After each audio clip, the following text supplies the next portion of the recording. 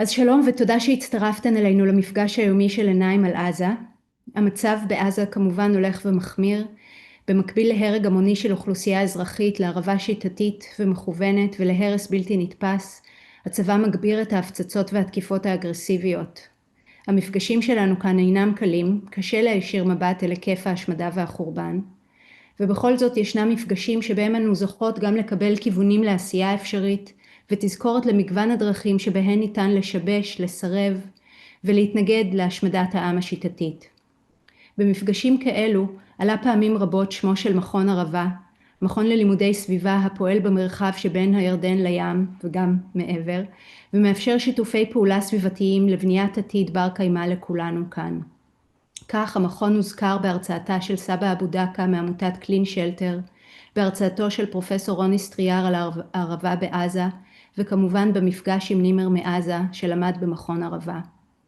היום אנחנו שמחות לארח כאן את ברק תלמור, בוגר מכון ערבה ואקטיביסט, שהוא ממקימי פרויקט Jump Starting Hope in Gaza, פרויקט שמספק מים לשתייה ולסניטציה, מתוך אמונה שלא ניתן לחכות ליום שאחרי, ושכבר עכשיו יש לפעול ליצירת תשתיות לחיים בעזה. ברק הוא רכז הפרויקט והוא ישוחח איתנו עליו היום. תודה רבה ברק. אהלן, תודה ליאור, ווואו, איזה תחושת גאווה זה מעורר בי לשמוע שמכון הערבה עלה פה במפגשים שלכם לפני כן, אז תודה רבה שהזמנתם אותנו לדבר ולשתף על הפרויקט שלנו בעזה. למי שלא מכיר מאוד בקצרה, מכון הערבה הוא מכון מחקר ואקדמיה שממוקם בקיבוץ קטורה בערבה, עם המתודולוגיה שהאתגרים הסביבתיים באזורנו משותפים לכולנו, ישראלים, פלסטינים, ירדנים, ואנחנו צריכים לעבוד על האתגרים האלה יחד, אבל לא רק שאנחנו פותרים את האתגרים האלה יחד, בעצם העבודה המשותפת הזו על האתגרים בונה שותפויות בין ישראלים ופלסטינים במקומות שלפני כן לא היה אותם. ואני חושב שאין הוכחה יותר גדולה להצלחת המתודולוגיה הזו מהפרויקט שאני אספר לכם עליו היום, Jump Starting Hope in Gaza. הפרויקט הזה מובל על ידי מכון הערבה ללימודי סביבה, והשותפים הפלסטינים שלנו ארגון בשם דמור for Community Development. זה ארגון שאנחנו עובדים איתו על פרויקטים סביבתיים מאז 2018, הוא ממוקם, יש לו משרדים ברמאללה ובעזה.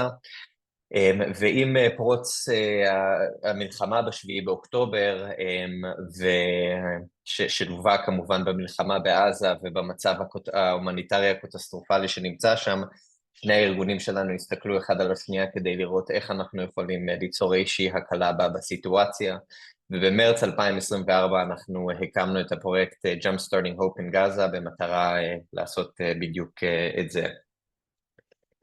אז באמת, כמו שאמרה ליאור, אנחנו הבנו מוקדם מאוד, קודם כל לא חשבנו שהמלחמה והאסון בעזה יימשכו עד היום, אבל הבנו מוקדם מאוד שהאוכלוסייה בעזה לא יכולה לחכות לסיום המלחמה כדי לקבל את התשתיות, לא רק המינימליות, אלא עכשיו אנחנו במצב של הנחוצות לחיים.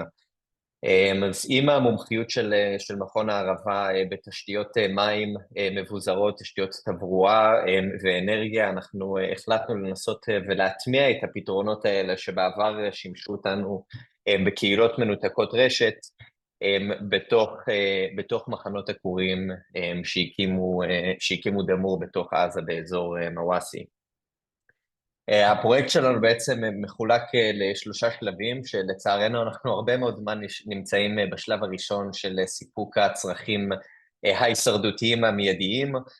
בשלב השני באמת פתרונות, נקרא להם סביבתיים וברי קיימא, לא רק מהבחינה הסביבתית, אלא שהם נותנים חוסן לאוכלוסייה המקומית, ואנחנו נסתכל עוד מעט על חלק מהפתרונות האלה. כמובן בשלב הבא אנחנו גם מסתכלים על שלב הביניים בין המצב שנמצא עכשיו של הרס מוחלט לשלב השיקום.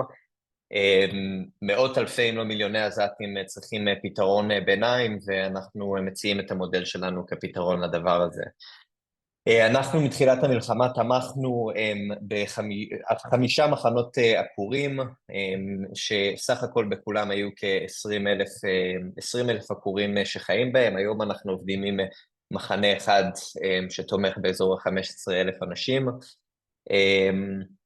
התמיכה שלנו מגיעה בצורה של ערכות היגיינה, מערכות מים, אוהלים, בגדי חורף, ציוד סניטציה, בניית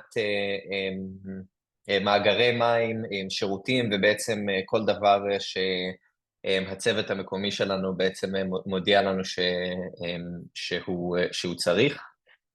אתם יכולים לראות כאן חלק מרשימת הציוד והסיוע שאנחנו שלחנו במהלך השנה וחצי האחרונות לתוך המחנות. אתם יכולים לראות שיש מגוון רחב, ממזון לפתרונות מים, לפתרונות מחסה וכולי.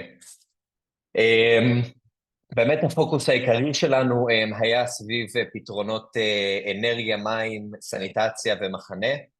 במרץ 2025, אבל בעצם לפני חצי שנה, כשהתחיל המצור על עזה והתחילה ההחרפה של מצב המזון בעזה, התחלנו בעצם להפעיל מערכי מזון, גם של מנות חמות וגם מערכי מזון משפחתיים.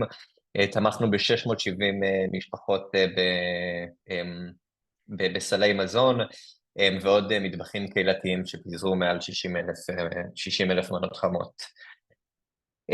בחודשים האחרונים הפוקוס שלנו שוב פעם גם חזר לפתרונות מים. במהלך כל חודשי הקיץ אנחנו מספקים מסעיות מים יומיומיות למחנה. ככל שהמחנות מתרחבים, ועכשיו גם אנחנו רואים לצערנו עם הכיבוש האפשרי של עזה, כמות גדולה יותר של פליטים ועקורים שהגיעו למטה למחנות שלנו, אז אנחנו עם זה עובדים כל הזמן כדי להרחיב את התשתיות ולעמוד בסטנדרטים ההומניטריים, אז בין אם זה מים לשתייה, בניית אסלות ובתי שימוש חדשים, בניית מאגרי מים סולאריים כדי לשאוב מים לשימוש, גם לא לשתייה. נראה כמה זמן יש לי פה. אני בסוף. אז באמת חלק מהפתרונות שלנו שאנחנו עובדים על להכניס הם באמת פתרונות ברי קיימא, שבעצם לא מצריכים סיוע חיצוני למחנה, אלא המחנה יכול לייצר את הפתרונות האלה בעצמו. אחד מהם זה מערכות ווטרג'ן, שאנחנו מקווים כבר בשבוע הבא להכניס את המערכות הראשונות לתוך בתי חולים, ואז אלה מערכות שמייצרות מים לשתייה מהלחות שבאוויר, הפעלה של מערכות התפלה ניידות בתוך המחנות. מבחינת פתרונות סניטציה, לגונה זו מערכת שפותחה במכון הערבה שמטפלת במי ביוב. הום ביוגס, אני חושב שהרבה מאיתנו פה מכירים. פתרונות אנרגיה, מיקרוגרידים והייבר גרידס, בעצם לתת מענה של אנרגיה למחנות, וכמובן גם לעבור בסופו של דבר מאוהלים לפתרונות שישמשו לטווח הבינוני והארוך. עוד מילה אחת אני אגיד לסיום, אז באמת המטרה הראשונית של הפרויקט שלנו היא באמת לספק סיוע מציל חיים לתוך עזה, אבל מעבר לזה אנחנו התחלנו לעבוד בעצם על הפרויקט הזה בפברואר-מרץ של 2024, אנחנו היינו הארגון הישראלי שהתחיל לעבוד בעצם בתחום הזה, עוד כשבעצם אף אחד לא רצה לדבר על סיוע הומניטרי בעזה. והיינו גם השותפות הישראלית הפלסטינית הפומבית הראשונה שהתעסקה בדבר הזה, והסיבה שהיה לנו נחוץ וחיוני לשמור על השותפות שלנו פומבית, אפילו שהיה מאתגר להיות ארגון ישראלי שעובד בתוך עזה, ובטח להיות ארגון פלסטיני שעובד עם ארגון ישראלי, היא שרצינו להראות, ואני מקווה שהראינו, שגם בתוך סיטואציה בלתי נסבלת ולא יאומנת, עדיין אנחנו מצליחים לשמר את השותפות הזו, ובתקווה גם לעורר השפעה לשותפויות אחרות לעשות את אותו דבר. זהו, תודה רבה ונפתח לשאלות.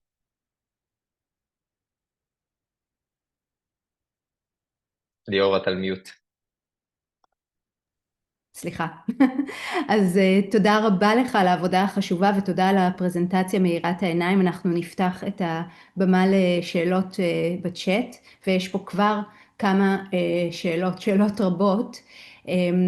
השאלה של עידו, השאלה הראשונה לגבי הלוגיסטיקה, מהיכן המימון, איך אתם מצליחים להעביר לתוך הרצועה משלוחים ממכונות התפלה, קולטי שמש וכן הלאה? כן, אז המימון נעשה, אני לא אגיד בעיקר, אבל ברובו מתורמים פרטיים, שהצלחנו לגייס במשך השנה וחצי האחרונות.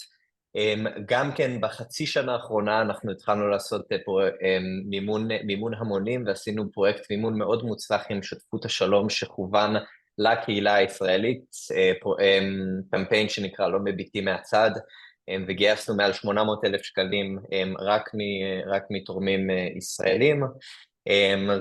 אז מגוון. מבחינת הלוגיסטיקה זה השתנה מאוד בשנה וחצי האחרונות, עם מצורים וכל מיני היתרים כאלה ואחרים. באופן כללי את כל העשייה שלנו אנחנו עושים בתיאום עם המתפ"ש, עם מתאם פעולות בשטחים. הציוד נרכש בזמנו או ממצרים או מהגדה המערבית או מהארץ. עכשיו הפוקוס שלנו בעיקר מהארץ בגלל מגבלות אופרטיביות בעיקר של צה"ל, וכן, ונשלח למחנות. אני לא אכנס לכל הפרטים, זה השתנה המון בשנה וחצי האחרונות, אבל זה בסקירה כללית.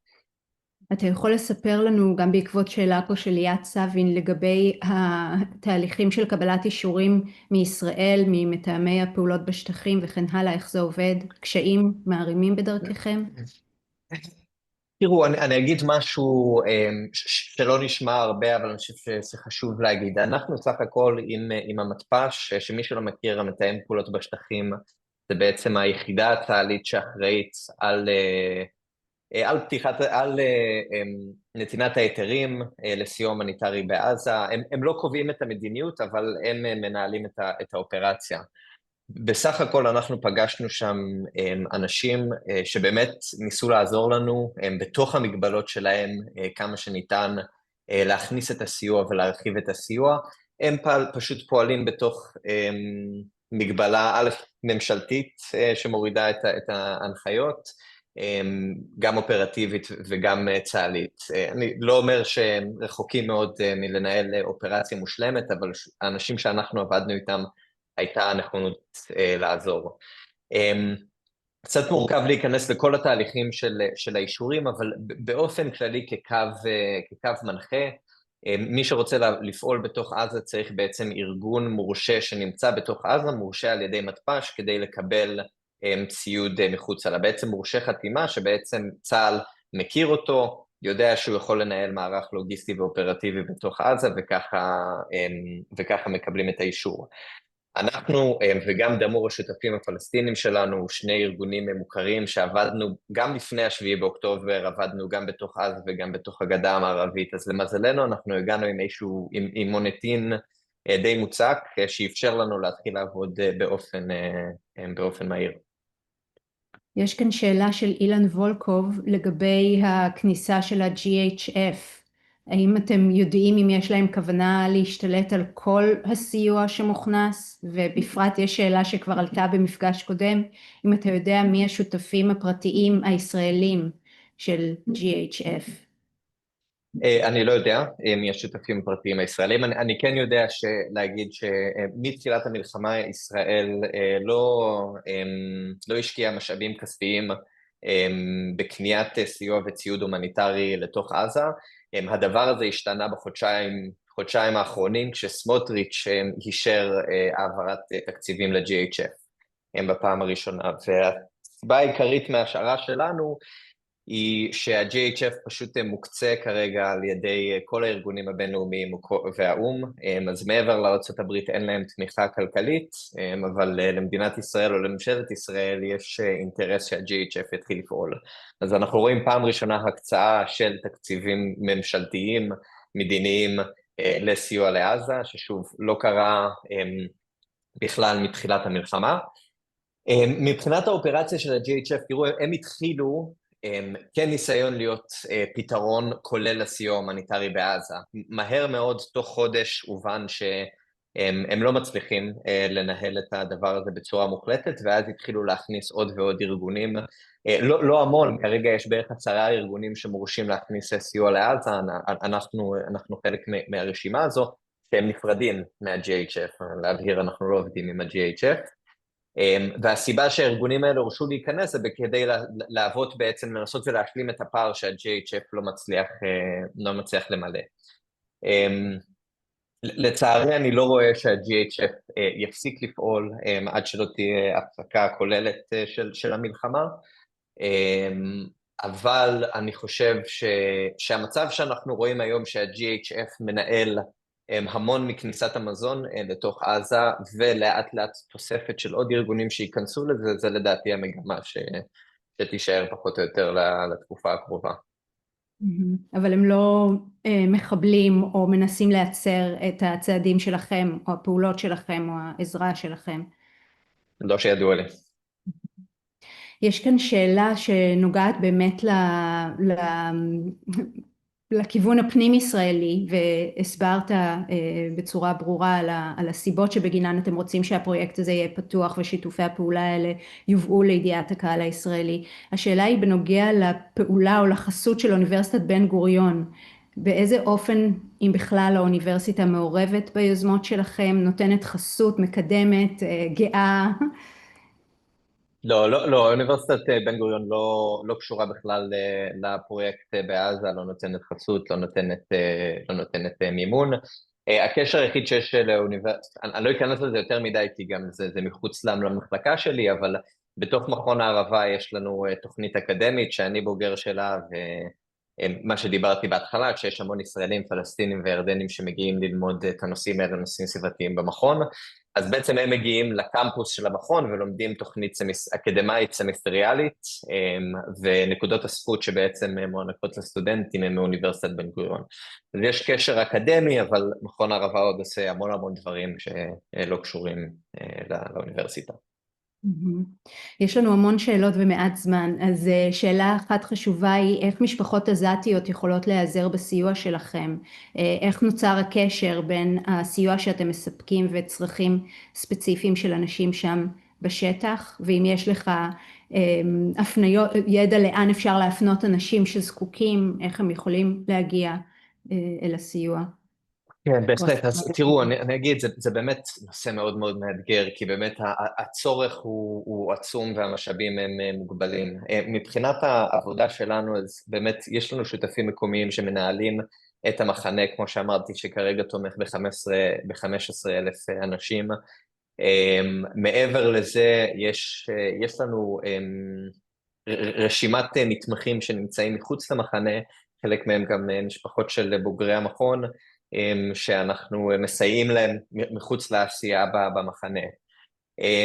כשאנשים פונים אלינו, אנחנו מוסיפים אותם לרשימת נתמכים הזו, ואם יש לנו סיוע נוסף שאנחנו יכולים לחלק, אז אנחנו בסופו של דבר מגיעים גם אליהם. אז אם יש לכם משפחות, אתם יכולים לשלוח לנו, אנחנו נוסיף לרשימה.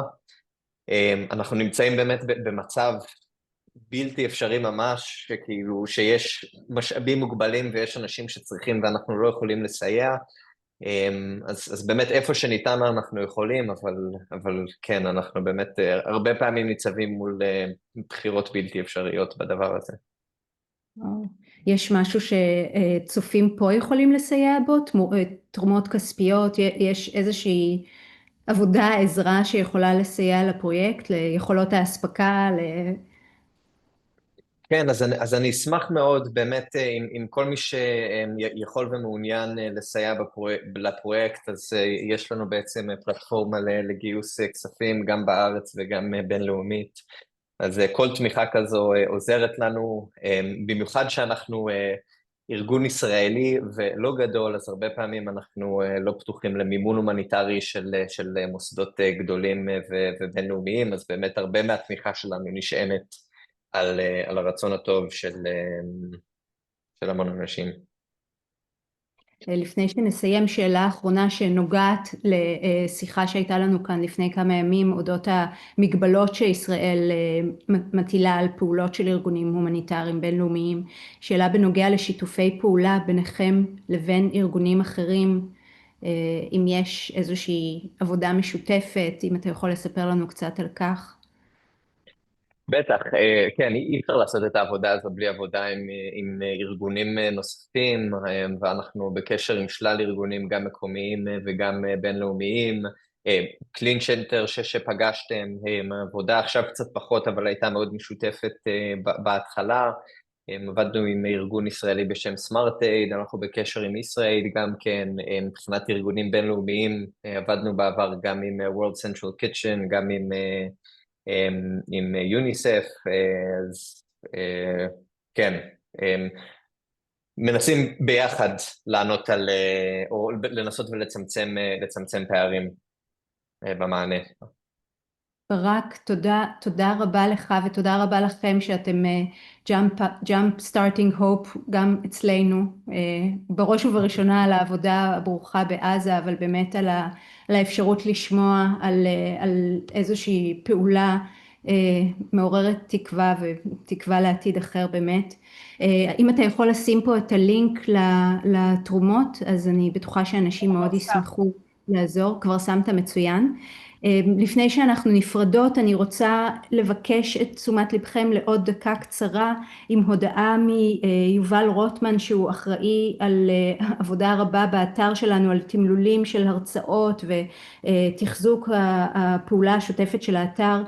ויובל מבקש שאנחנו נעזור להפיץ, יש לנו קובץ עם מספר טמפלטים של פנייה בשפות שונות, ערבית, אנגלית, צרפתית, ספרדית, יוונית. אם תוכלו לעזור להפיץ את הפנייה הזאת לקולגות, לחברים, למכרים בחול, בבקשה שישתפו את האתר, ערוץ היוטיוב שלנו ואת ההרצאות שתומללו ותורגמו, כדי שנוכל להקים רשת בינלאומית של מידע מהימן וייחודי על הקטסטרופה שמתחוללת מול עינינו בעזה. אז אנא, אנחנו שיתפנו פה את הטמפלט, אם תוכלו להעתיק את המכתב שמתאים לכם ולשלוח למכרים ולקולגות מעבר לים, זה יסייע לנו מאוד, זה הקול המשותף של כולנו, והקול הזה והתכנים שהוא מעביר מאוד מאוד חיוניים בימים נוראים אלו. אז תודה רבה לכם, תודה לך ברק, ונתראה שוב מחר כולנו.